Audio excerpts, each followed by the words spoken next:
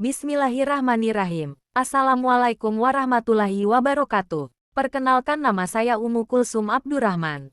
NIM 228130946. Matkul Komunikasi Pembelajaran Era Digital. Kelas A19. Di sini saya akan mempresentasikan materi senangnya berakhlak terpuji. Ini adalah contoh gambar akhlak terpuji dan tidak.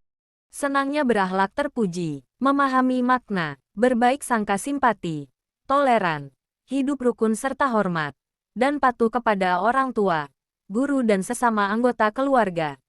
Contoh, berbaik sangka, simpati, toleran, hidup rukun serta hormat, dan patuh kepada orang tua, guru dan sesama anggota keluarga. Amatilah gambar berikut ini. Ini adalah contoh berbaik sangka. Amatilah ilustrasi gambar di bawah ini. Arti berbaik sangka. Berbaik sangka adalah menduga yang baik terhadap sesuatu. Husnuzan adalah prasangka yang baik terhadap sesuatu. Husnuzan merupakan sikap terpuji. Seorang siswa harus selalu berbaik sangka atau berpikir positif terhadap orang tua, guru atau teman.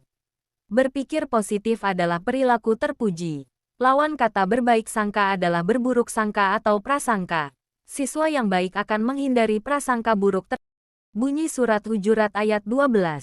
Ya ayyuhallazina amanu ijtanibu katsiram minat dani inabadat dani ismu wala tajassasu wala yahtab ba'dukum ba'da. Ayuhibu ahadukum ayyakula ma'ahihi maitan fakaritumu. Watakuloh, inaloha tawabur rahim. Yang artinya, wahai orang-orang yang beriman, jauhilah banyak dari prasangka. Sesungguhnya sebagian prasangka itu dosa dan janganlah kamu mencari-cari kesalahan orang lain dan janganlah ada di antara kamu yang menggunjing sebagian yang lain. Apakah ada di antara kamu yang suka memakan daging saudaranya yang sudah mati? Di dalam QS Al-Hujurat, Allah SWT sudah mengingatkan kita agar menjauhi prasangka buruk. Jangan mencari-cari kesalahan dan kejelekan orang lain. Karena apa yang kita sangkakan belum tentu kebenarannya. Di samping itu, diri kita belum tentu lebih baik dari orang yang kita jelek-jelekan tersebut. Ayat tersebut di atas didukung pula oleh hadis Rasulullah SAW yang artinya, hati-hati kalian dari prasangka buruk karena prasangka buruk itu adalah sedusta-dusta ucapan. Dan janganlah kalian memata-matai. HR Al-Bukhari dan Muslim.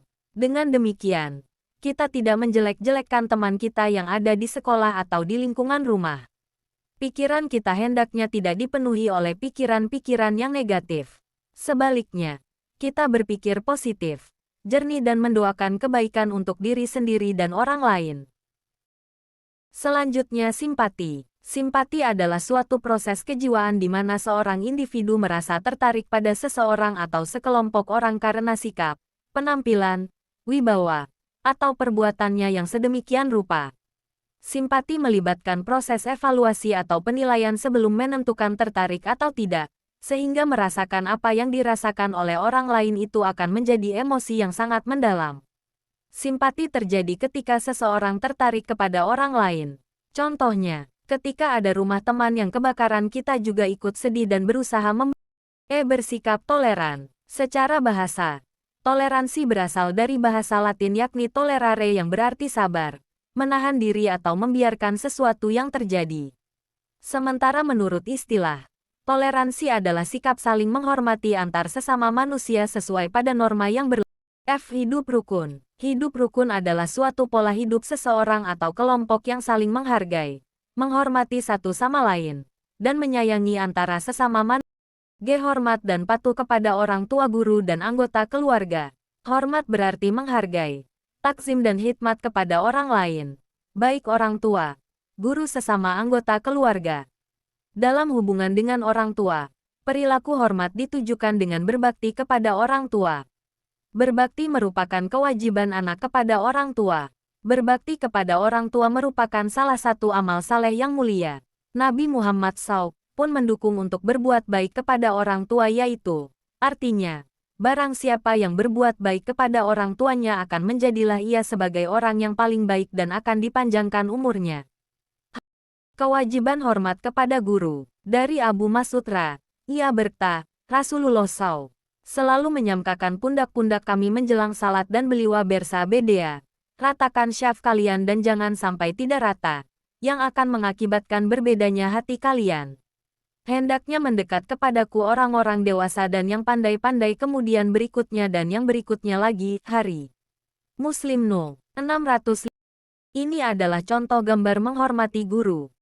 Sekian presentasi dari saya, kurang lebihnya saya meminta maaf sebesar-besarnya.